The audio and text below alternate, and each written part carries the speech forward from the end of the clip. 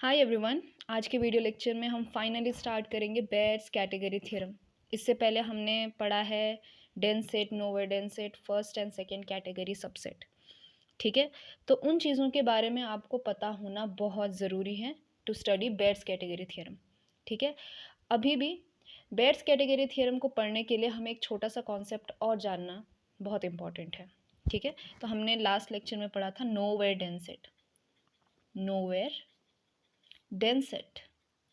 तो nowhere dense set की हमने क्या डेफिनेशन दी थी कि अगर कोई सेट ए है, subset of metric space X T, तो उसको नोवेयर कब कहा जाता है? जब ए क्लोजर का इंटीरियर क्या आए, एम्प्टी आए। ठीक है, बेयर्स कैटेगरी थ्योरम में हम ये वाली डेफिनेशन नहीं यूज़ करने वाली। ठीक है, इसका एक और डेफिनेशन है वो यूज़ करने वाले, लेकिन वो डेफिनेशन किस तरह से सेंस बनाता है वो देखते हैं। ठीक है, तो देखिए एक चीज़ कि अगर ए क्लोजर का इंटीरियर एम्प्टी है, इसका मतलब ये है, इसका क्या मतलब है कि ए क्लोजर जो है किसी भी इंटीरियर पॉइंट को कंटेंट नहीं करता। ठीक है, यानी कि A closure does not contain any of its interior point, contain any interior point अपना। ठीक है, इंटीरियर पॉइंट।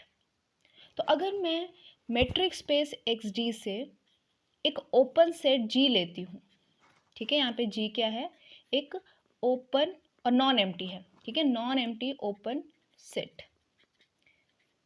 तो एक चीज़ यहाँ पे बहुत कंफर्म है, वो ये कि ये जो जी है ये पूरा का पूरा इस ए क्लोजर में कभी भी कंटेंट नहीं हो सकता। पूरा का पूरा नहीं हो सकता, पार्शल हो सकता है लेकिन पूरा नहीं हो सकता। ऐसा क्यों? क्योंकि अगर जी ओपन सेट अगर पूरा का पूरा ए क्लोजर के अंदर कंटेन कर दे, ठीक है, और जी क्या है, ओपन है, तो जो जी के इंटीरियर पॉइंट होंगे वो ए बार के भी इंटीरियर पॉइंट होंगे। ठीक है, यानी कि उस केस में अगर मान लीजिए जी जो है ओपन सेट पूरा का पूरा ए बार के अंदर कंटेंट है, तो इस केस में क्या होगा, जी ओपन है, इसके जो इंटीरियर पॉइंट होंगे वो ए क्लोजर के भी इंटीरियर पॉइंट होंगे। ठीक है, इसका मतलब ये है कि ए क्लोजर का इंटीरियर क्या आएगा, नॉन एम्प्टी आएगा, जो ये हो नहीं सकता क्योंकि ए क्या है, नोवेयर डेंस है। इसका मतलब ये है कि अगर आप कोई भी ओपन सेट लेते हो वो कभी भी पूरा का पूरा ए क्लोजर के अंदर कंटेंट नहीं कर सकता। ठीक है, तो इसका मतलब ये है कि पार्शली वो ए क्लोजर में और कुछ पार्ट उसका जो है ए क्लोजर के कॉम्प्लीमेंट में कंटेंट करेगा। दिस इम्प्लाइज क्या कि ए क्लोजर का जो ये कॉम्प्लीमेंट है कुछ हिस्सा, यानी कि इसका इंटरसेक्शन विद जी क्या होगा, नॉन एम्प्टी होगा। ठीक है, तो इसका मतलब ये है कि ए क्लोजर के कॉम्प्लीमेंट में और उस ओपन सेट में कुछ ना कुछ इंटरसेक्शन आएगा। ठीक है, इस यही मतलब होता है कि जो वो ओपन सेट है ये पूरा का पूरा ए क्लोजर के अंदर कंटेन नहीं है। अब देखिए ए क्लोजर क्या होता है, this is closed, so this set is closure का कॉम्प्लीमेंट इज ओपन। हमने ये चीज़ पढ़ी है और ये हमने वैसे ही ऑलरेडी कंसिडर किया है, क्या है, ये ओपन है, तो इन दोनों का इंटरसेक्शन भी क्या है, ओपन है। ठीक है ना, क्योंकि intersection of two open set is again open. तो ये दोनों हमने क्या लिए हैं, नॉन एम्प्टी लिए हैं, इन दोनों का इंटरसेक्शन नॉन एम्प्टी लिया है। सो इसका मतलब ये है कि कुछ ना कुछ पॉइंट जो है इसमें आएगा ज़रूर। और अभी हमने देखा है कि ये क्या है, दिस इज ओपन। ठीक है, अगर ये ओपन है तो इसके ऊपर एक रेडियस ऐसी एग्जिस्ट करेगी या फिर एक ओपन स्पेयर इस तरह से एग्जिस्ट करेगा जो कि पूरा का पूरा किस में कंटेंट हो, इस x minus A closure intersection G में कंटेंट हो। ठीक है, तो इन पर्टिकुलर इन दोनों के इंटरसेक्शन में है, तो इसका मतलब ये है कि ये जो है x माइनस ए क्लोजर में कंटेंट है। अगर ये ओपन स्पीयर ए क्लोजर के कॉम्प्लीमेंट में कंटेंट है, मतलब ये ए क्लोजर में नहीं है, दिस इम्प्लाइज कि एस आर एक्स जो है वो ए क्लोजर के अंदर हो ही नहीं सकता, पूरा का पूरा नहीं हो सकता। ठीक है, और अगर ये ओपन स्पीयर ए क्लोजर में नहीं है तो दिस इम्प्लाइज कि ये ओपन स्पीयर जो है वो ए में भी नहीं है, क्योंकि ए क्लोजर किससे बनता है, A union derive set of A से बनता है। तो अगर इसमें भी नहीं है तो इसमें भी नहीं होगा, इसमें भी नहीं होगा।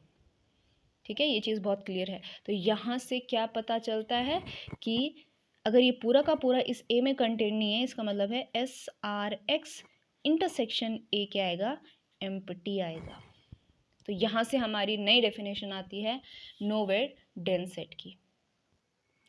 तो हम किसी सेट को नोवेयर डेंस सेट कब कहते हैं, अगर उस मैट्रिक्स स्पेस के अंदर हर एक ओपन सेट के लिए if each non empty open set contains an open sphere disjoint from A. What does this imply, इसका मतलब ये होता है कि अगर जी मैंने एक नॉन एम्प्टी ओपन सेट लिया है एक्स डी से, तो इसके अंदर, इस जी के अंदर एक ऐसा ओपन स्फीयर ज़रूर एग्जिस्ट करेगा जिसका इंटरसेक्शन उस नोवेयर डेंस सेट के साथ क्या आएगा, एम्प्टी आएगा। और यही हम यूज़ करने वाले हैं बेयर्स कैटेगरी थ्योरम में। तो आपको ये जो स्टेटमेंट है और ये जो डेफिनेशन है ये ध्यान में रखनी है, ठीक है। तो अगर आप डायरेक्टली बेयर्स कैटेगरी थ्योरम पढ़ने जाओ और इन डेफिनेशन को ना पढ़ो तो हो सकता है आपका बहुत ज़्यादा टाइम वेस्ट हो जाए उस डेफिनेशन को समझने में ही, ठीक है। उससे अच्छा है कि पहले बेसिक क्लियर कर लें। ऑल राइट, अब कुछ और कॉन्सेप्ट हम यूज़ करने वाले हैं। देखिए, अगर मैं कोई ओपन स्फीयर लेती हूँ, ठीक है, मान लीजिए मैंने एक ओपन स्फीयर ले लिया जिसका रेडियस आर है, सेंटर ए है, तो ये ऑलवेज जो है क्लोज्ड स्फीयर में कंटेन करेगा जिसका उतना ही रेडियस है और वही सेंटर है, ठीक है ना। इसमें कोई बड़ी बात नहीं है क्योंकि क्लोज्ड स्फीयर में क्या होता है कि बाउंड्री पॉइंट्स भी इंक्लूड हो जाते हैं। तो ये ओपन स्फीयर जो है हमेशा क्लोज स्फीयर में कंटेन्ड होगा अगर सेंटर और रेडियस सेम है तो, ठीक है। सो एक और बात कि अगर इसी ओपन स्फीयर का मैं रेडियस आधा कर लेती हूँ, सेंटर वही रख लेती हूँ मान लीजिए, तो इसके अंदर जो क्लोज्ड स्फीयर होगा जिसका रेडियस आधा होगा वो इसमें क्या होगा, हमेशा कंटेन्ड होगा। ये चीज़ें कुछ ऐसी बातें हैं जो आपको समझ में आनी चाहिए, ठीक है। Baire's category theorem, every complete metric space is of second category as a subset itself। क्या कह रहा है कि हर कंप्लीट मेट्रिक स्पेस जो है अपने आप में एक सेकेंड कैटेगरी का होता है, ठीक है। या फिर if A N is a sequence of nowhere dense set in complete metric space X T, अगर ए एन कोई सीक्वेंस है, किस चीज़ का सीक्वेंस है, नोवेयर डेंस सेट का सीक्वेंस है complete metric space X D में, तो there exist X belongs to capital X which is not in any of N. So what does it mean, देखिए एक्स डी हमने जो है एक क्या ले लिया है, कंप्लीट मेट्रिक स्पेस ले लिया है, कंप्लीट मेट्रिक स्पेस, और ये अपने आप में क्या है, सेकेंड कैटेगरी का है। यानी कि ये फर्स्ट कैटेगरी का नहीं है। फर्स्ट कैटेगरी का होने का क्या मतलब होता है कि वो जो सेट है उसको हम यूनियन लिख सकते हैं, countable union of nowhere dense set के रूप में लिख सकते हैं, ठीक है। तो ये जो कंप्लीट मैट्रिक्स स्पेस है ये क्या है, सेकेंड कैटेगरी का है। ये हमें शो करना है। इसका मतलब ये है कि ये फर्स्ट कैटेगरी का नहीं है। इसका मतलब क्या हुआ कि हम इस एक्स को यूनियन ऑफ, मान लीजिए हमारे जो ये A1 A2 up to so on, ये set of family of nowhere dense set हैं, ठीक है। तो हम इस x को काउंटेबल यूनियन ऑफ AN नहीं लिख सकते, ठीक है। अगर लिख सकते तो फर्स्ट कैटेगरी का होगा, लेकिन यहाँ पे सेकंड कैटेगरी का है, मतलब हम इसको इस तरह से नहीं लिख सकते, ठीक है। तो x is not equal to this set, इसका मतलब क्या है कि एक पॉइंट ऐसा ज़रूर इस x का है कि वो जो है किसी भी an में नहीं है, ठीक है। अगर मान लीजिए एक an में भी होता, A1 में होता, A2 में, किसी में भी होता, तो ऑब्वियसली उसके यूनियन में आ जाता, ठीक है। तो हमें बस ये शो करना है। देखिए ये जो सारे A1 A2 A3 हैं ये सारे सबसेट ही हैं तो x के, ठीक है। तो हम ये तो नहीं कह सकते कि हाँ भाई ये जो सेट है ये इससे बड़ा होगा, हमेशा ये इसकी जो पॉसिबिलिटी है ये सेट हमेशा इससे बड़ा होगा। तो हमें बस यही दिखाना है कि बराबर नहीं है, ठीक है। या तो ये दोनों बराबर हो सकते हैं या तो ये इससे बड़ा हो सकता है। बस हमें ये दिखाना है कि हाँ कि इस x में एक ऐसा मेंबर ज़रूर एग्जिस्ट करेगा सच दैट कि ये जो x है ये जो है ये किसी भी an में बिलोंग नहीं करता, फॉर ऑल n, ठीक है। तो अगर ये किसी भी एन में बिलोंग नहीं करता तो हम कह सकते हैं कि भाई जो इन सारे ए एन का यूनियन है वो हमें कंप्लीट एक्स नहीं देता, क्योंकि एक एलिमेंट ऐसा छूट रहा है। ठीक है, so this implies there exist X belongs to capital X which is not any of A N. ठीक है, सो अब हम प्रूफ की तरफ चलते हैं। ठीक है, अब आप जो है एकदम रेडी हो प्रूफ को समझने के लिए। ठीक है, अब मैं लेती हूँ एक्स यानी कि पूरा का पूरा यूनिवर्सल सेट। तो क्या पूरा का पूरा यूनिवर्सल सेट ओपन होता है? आंसर है हाँ। ठीक है, तो मैंने एक एक्स ले लिया और एक मैंने कोई भी ए वन। ठीक है, सबसे पहले तो हम जो है ए एन क्या लेते हैं? Family of nowhere set, family of nowhere set. उसमें से मैंने पहला मेंबर ले लिया ए वन। ठीक है, तो मान लीजिए वो ए वन यहाँ कहीं है, this is our A one. ठीक है, अब क्योंकि अभी अभी हमने डेफिनेशन पढ़ी है कि अगर कोई ओपन सेट है और ए वन कोई नोवेयर डेंस सेट है, तो इसका मतलब क्या है कि दिस इम्प्लाइज कि there exist open sphere S one. किसके अंदर? इस एक्स के अंदर एक ओपन स्पीयर एस वन ज़रूर एग्जिस्ट करेगा, सच अ दैट कि इस एस वन और इस नोवेयर डेंस सेट का जो इंटरसेक्शन है वो कितना आएगा? एम्प्टी आएगा। ठीक है, यानी कि इस एक्स के अंदर एक एस वन ऐसा ज़रूर एग्जिस्ट करेगा, this is S one, such that in दोनों का इंटरसेक्शन कितना है? एम्प्टी है। ठीक है, मान लीजिए ये एस वन जो है उसका रेडियस है आर वन और सेंटर है मान लीजिए ए वन। ठीक है, तो ये ओपन स्पीयर है, मान लीजिए उसका सेंटर कितना है? ए वन है और रेडियस आर वन है। ठीक है, हम इस रेडियस को इस तरह से लेते हैं क्योंकि हमें थ्योरम प्रूव करना है। आप कुछ भी ले सकते हो, लेकिन इन पर्टिकुलर हम लेते हैं कि ये जो आर वन है ये 0 और 1 के बीच का है। ठीक है, सो ये दिस इम्प्लाइज कि S one and intersection A one is equal to empty. ठीक है, अब इसके आगे हम एक इम्पॉर्टेंट बात जो हमने नोट में लिखी थी कि देखिए अगर कोई ओपन स्पीयर है तो उसके अंदर क्लोज्ड स्पीयर कंटेन करेगा जिसका सेम रेडियस है, सॉरी जिसका सेम सेंटर है और रेडियस उसकी आधी है। ठीक है, तो ये जो हमारा ओपन स्पीयर था इसके अंदर मैं एक क्लोज्ड स्पीयर ले सकती हूँ। ठीक है, एक क्लोज्ड स्पीयर ले सकती हूँ जिसको मैं नाम दूंगी F1। तो ये इसके अंदर कंटेंट होगा अगर इसका रेडियस जो है वो S1 से आधा है और कोसेंट्रिक है, यानी कि F1 और S1 का जो सेंटर है वो सेम है। ठीक है, तो मैंने अब क्या ले लिया? F1 एक कोसेंट्रिक क्लोज्ड स्पीयर लिया है, क्लोज्ड स्पीयर लिया है। किसके कोसेंट्रिक? इस S1 के कोसेंट्रिक। ठीक है, तो इसका भी सेंटर A1 होगा, concentric close sphere with radius half, with radius यानी कि R1/2। ठीक है, तो यानी कि ये F1 किस रूप का बना? F1 इज इक्वल टू एक ऐसा क्लोज्ड स्पीयर जिसका रेडियस इससे आधा है और सेंटर वही है। ठीक है, तो ऑब्वियसली क्या कि ये जो F1 है ये जो है किस में कंटेंड है? S1 में कंटेंड है।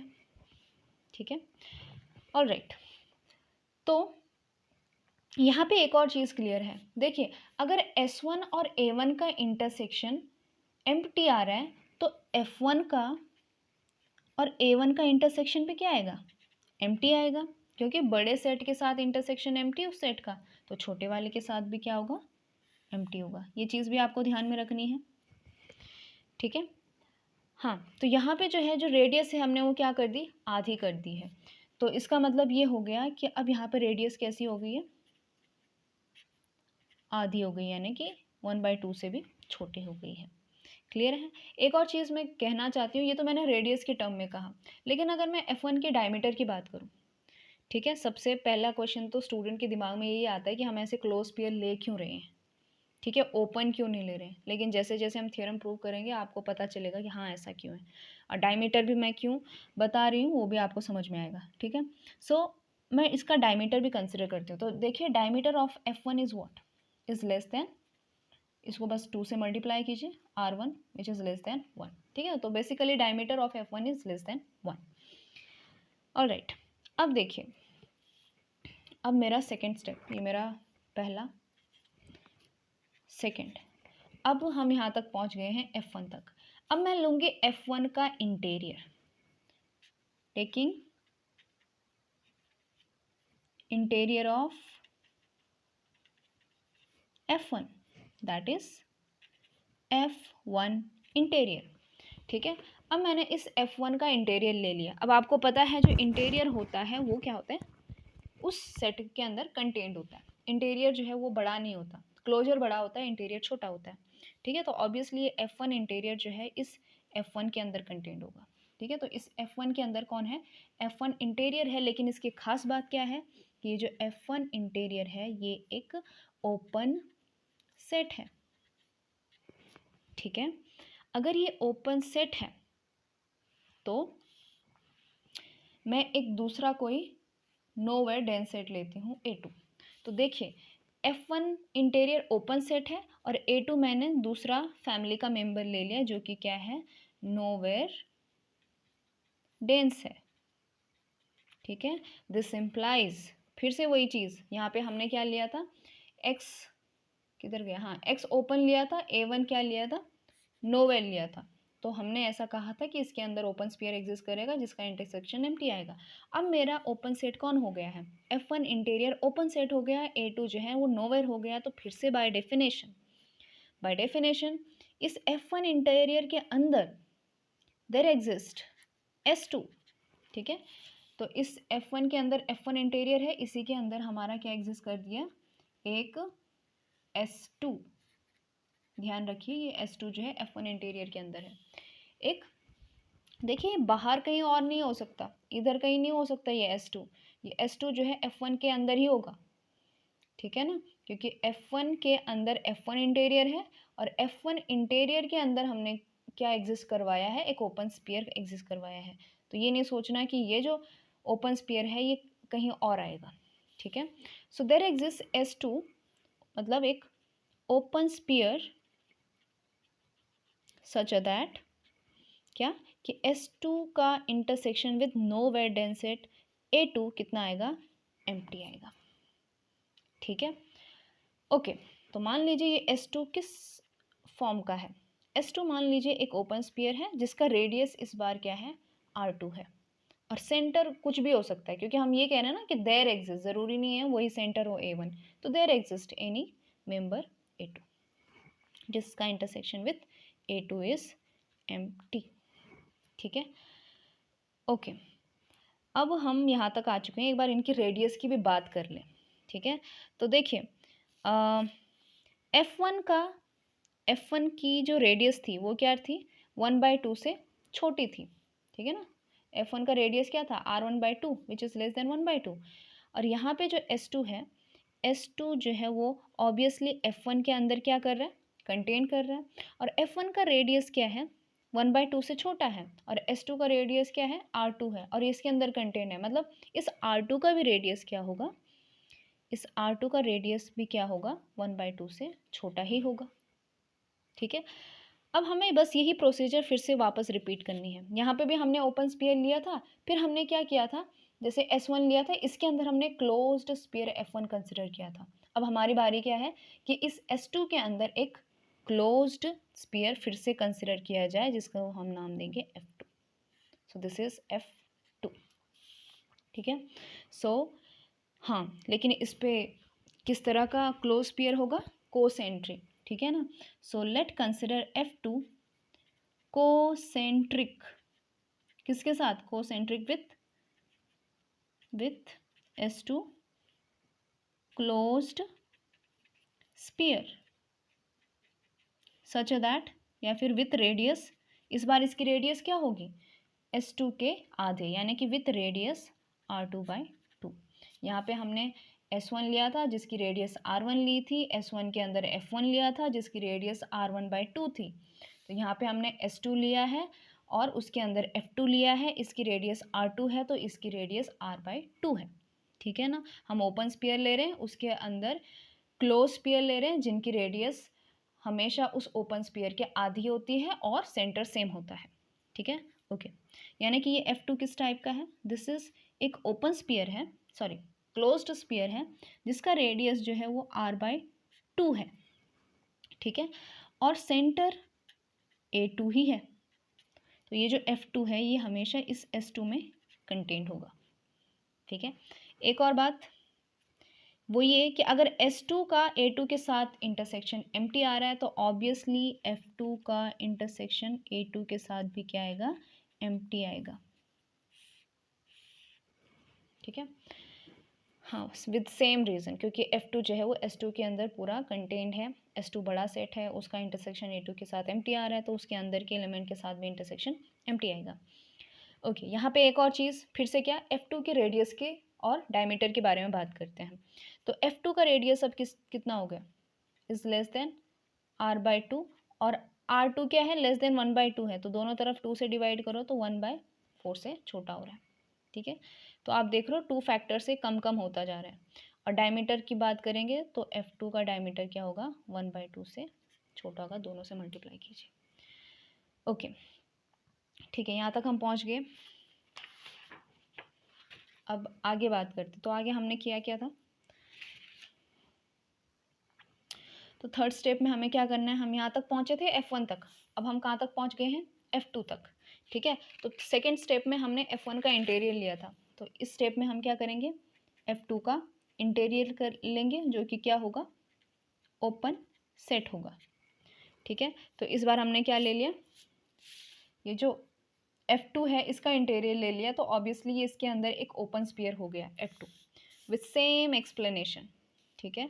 सो F2 इंटीरियर हमने एक ओपन सेट ले लिया, ठीक है, मतलब इंटीरियर ले लिया तो ऑब्वियसली ओपन है। दूसरी बात ये F2 जो है वो F2 में कंटेंट है, ठीक है, इसमें कोई डाउट नहीं है। और अब की बार हम तीसरा मेंबर लेते हैं A3 नोवेयर डेंसेट का, बस हम स्टेप को रिपीट करते जा रहे हैं। अब नेक्स्ट स्टेप हमारा क्या होगा, नेक्स्ट स्टेप हमारा होगा कि F2 ओपन सेट है, A3 एक नोवेयर डेंस सेट है, इसका मतलब ये है कि इस F2 इंटीरियर के अंदर एक S3 एग्जिस्ट करेगा, S3 एक ओपन स्पीयर ऐसा ज़रूर एग्जिस्ट करेगा, there exist S3 in F2 interior such that इस S3 और A3 का इंटरसेक्शन कितना आए, एम्प्टी आए, ठीक है। तो मान लीजिए वो S3 कितना है, इस बार इसकी रेडियस R3 है और सेंटर कुछ भी हो सकता है, ठीक है ना, देयर एग्जिस्ट कर रहे हैं हम लोग। सो इसका इंटरसेक्शन विथ A3 कितना आया, एम्प्टी आया, ठीक है। फिर से जो है मैं थोड़ा सा इसके रेडियस के बारे में बात करूँगी। तो देखिए F2 का रेडियस कितना था, F2 का रेडियस कहाँ गया, हाँ दिस इज़ r/2, हाँ 1/4 से छोटा था, ठीक है। तो F2 इंटीरियर का भी रेडियस उतना ही होगा, और F2 इंटीरियर के अंदर हमने ये ओपन स्पीयर लिया है, तो ऑब्वियसली ये जो R3 है ये क्या है, 1/4 से छोटा ही होगा, ठीक है ना, क्योंकि अंदर अंदर हम सारे कंटेंट कराते जा रहे हैं। ओके, तो अब हमने जो है क्या किया, F1 के अंदर, सॉरी F2 के अंदर एक S3 ले लिया, फिर से वही बात, अब इस S3 के अंदर हम क्या लेंगे, इस S3 के अंदर हमने एक क्लोज्ड स्पीयर लिया, तो F4 क्या है इसके अंदर, सॉरी F3, क्योंकि 2 तक तो हो गया, F3 एक क्लोज्ड स्पीयर है जो कि कैसा है, कोसेंट्रिक है, और रेडियस कितनी है इसकी, इस S3 के रेडियस की आधी, यानी कि R3/2, ठीक है। तो F3 क्या हो गया, एक क्लोज्ड स्फीयर हो गया जिसकी रेडियस क्या है, R3/2, और सेंटर उसका वही है, कौन सा, A3, तो ऑब्वियसली ये किस में कंटेन होगा, हमेशा S3 में होगा, ठीक है। तो इसकी रेडियस की बात करेंगे तो क्या होगा, इसकी जो रेडियस है वो R3 को हमने क्या किया, 2 से डिवाइड किया, तो ये 1/8 से छोटी हो गई, ठीक है। और डायमीटर की बात करेंगे तो डायमीटर ऑफ F3 क्या होगा, this is less than 1/4, okay. अब S3 और A3 का इंटरसेक्शन एम्प्टी है, तो दिस इम्प्लाइज कि F3 और A3 का इंटरसेक्शन भी क्या होगा, एम्प्टी होगा। अब इसके आगे हम और नहीं जाएंगे, अब इसके आगे मैं आपको जनरली बताऊंगी, ठीक है। तो यहाँ से आपको कुछ ऑब्जर्वेशन करनी है, observation number 1, F1 intersection A1 is empty, उसी तरह से F2 intersection A2 is empty, F3 intersection A3 is empty. ठीक है। हाँ, मुझे एक और बात बतानी है कि इससे आगे हम बोलें उससे पहले कि ये जो F1 F2 F3 हैं ये सारे नेस्टेड हैं। ठीक है, यानी क्या कि F1 is super set of F2 is super set of F3 and so on. वो कैसे? देखिए, F1 एक क्लोज पेयर है जिसका रेडियस कितना लिया था हमने, इसका रेडियस लिया था हमने R1/2। ठीक है, तो इसकी जो रेडियस है वो 1/2 से छोटी है। ठीक है, अब ये जो F2 लिया था ये इसी के अंदर हमने, इसके जो इंटीरियर था उसके अंदर ओपन स्पेयर, उसी से हमने क्या किया था, इससे छोटा वाला F2 लिया था। तो इसकी रेडियस क्या हो गई, 1/4 से छोटी हो गई। तो इसकी रेडियस 1/8 से छोटी हो गई। मतलब ये सारे एक के अंदर हैं और इनकी रेडियस कम कम होती जा रही है। तो ये नेस्टेड क्लोज्ड सेट है या फिर नेस्टेड क्लोज्ड स्फीयर है। ठीक है, ओके।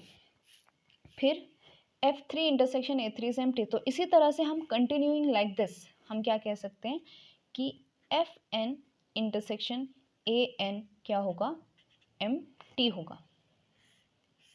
ठीक है, प्लस यहाँ पे जो है जो डायमीटर है Fn का वो हमेशा क्या होगा, 1/2 टू द पावर n से छोटा होगा। एक बार 1/2 आ रहा था, एक बार 1/4, ठीक है, फिर 1/8, इसी तरह से चलता रहेगा ये।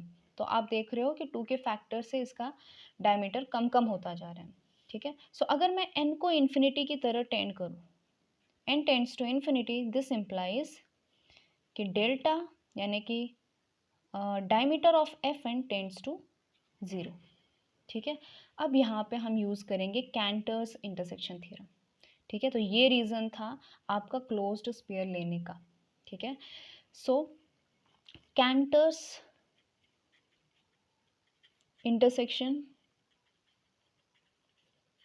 थ्योरम क्या कहती है कि F1 F2 डिक्रीजिंग सीक्वेंस हैं किनके, नेस्टेड क्लोज्ड सेट के। ठीक है, तो इन सब के, हाँ, और प्लस इनका जो डायमीटर है वो 0 की तरफ टेंड करता है। तो दिस इम्प्लाइज कि इनके इंटरसेक्शन में from 1 to infinity arbitrary intersection of this Fn ये क्या होगा, नॉन एम्प्टी होगा और एग्जैक्टली 1 पॉइंट कंटेन करेगा। ठीक है, तो ये नॉन एम्प्टी है, इसका मतलब ये है कि इसके अंदर एक पॉइंट ज़रूर एग्जिस्ट करता है। This implies x belongs to, मान लीजिए x belongs to intersection and from 1 to infinity Fn। अगर ये सबके इंटरसेक्शन में है तो इसका मतलब ये है कि ये x जो है हर Fn में है, फॉर ऑल n। लेकिन F1 का इंटरसेक्शन A1 के साथ एम्प्टी, F2 का A2 के साथ एम्प्टी, F3 का A3 के साथ एम्प्टी, Fn का An के साथ एम्प्टी। इसका मतलब ये है कि ये x जो है अगर हर, यानी कि x जो है वो F1 में भी है, x जो है वो F1 में भी है, तो F1 में है, दिस इम्प्लाइज कि x जो है वो A1 में नहीं होगा, क्योंकि दोनों के इंटरसेक्शन में क्या है, एम्प्टी आ रहा है, दोनों के इंटरसेक्शन में कुछ भी कॉमन नहीं है। तो ये अगर x F1 का है तो ये A1 में नहीं जाएगा। ये कह रहा है कि x जो है फॉर ऑल n Fn में बिलोंग कर रहा है, x जो है F2 में भी होगा। दिस इम्प्लाइज कि x जो है वो A2 में नहीं होगा, बिकॉज अगेन दोनों का इंटरसेक्शन एम्प्टी आ रहा है, एंड सो ऑन। अगर x जो है वो Fn में है, दिस इम्प्लाइज x जो है वो An में नहीं है। दिस इम्प्लाइज क्या इम्प्लाई करता है कि x हमने एक ऐसा मेंबर दिखा दिया जो कि किस में नहीं बिलोंग करता, इन An में नहीं करता, फॉर ऑल n, यानी कि A1 A2 A3 में, इन सारे में कोई एक x जो है बिलोंग नहीं करता। ठीक है, तो इसका क्या मतलब हुआ, इसका मतलब ये हुआ कि जो हमें ये शो करना था, there exist x such that x does not belong. ठीक है ना, there exist x such that x does not belong to An for all n, ये चीज़ हमने शो कर दी। ठीक है, सो अगर x जो है किसी भी An में बिलोंग नहीं कर रहा है तो x जो है उनके यूनियन में भी बिलोंग नहीं करेगा। ठीक है, क्योंकि किसी एक में भी बिलोंग नहीं कर रहा है। तो अगर इनके यूनियन में एक एलिमेंट छूट रहा है तो union of 1/n union of N goes from 1 to infinity N, ये कभी भी पूरे के पूरे यूनिवर्सल सेट के अंदर मतलब पूरे के पूरे यूनिवर्सल सेट के बराबर नहीं आएगा, क्योंकि ऐसा एलिमेंट छूट रहा है। तो हम क्या कहते हैं कि ये जो x है ये कैसा है, दिस इज सेकेंड कैटेगरी, ठीक है। लेकिन शर्त क्या है कि इस x को कंप्लीट होना पड़ेगा, क्योंकि कैंटर्स इंटरसेक्शन थ्योरम किसके लिए लागू होती है, ये चीज़ हर मेट्रिक स्पेस के लिए लागू नहीं होती। यहाँ पे जो x होना चाहिए वो कैसा होना चाहिए, कंप्लीट होना चाहिए, ठीक है। So if F N is decreasing sequence of non empty close subset of complete metric space such that ये ऐसा है ये ऐसा है, तो इसका मतलब ये होगा कि इनके इंटरसेक्शन में एग्जैक्टली वन पॉइंट कंटेन करेगा। Okay, so this was Baire's category theorem. Proof बहुत अच्छा है इसका, अगर आपको जो है बेसिक समझ में आते हैं तो। ओके, सो इसके आगे हम प्रोसीड करेंगे इन द नेक्स्ट वीडियो।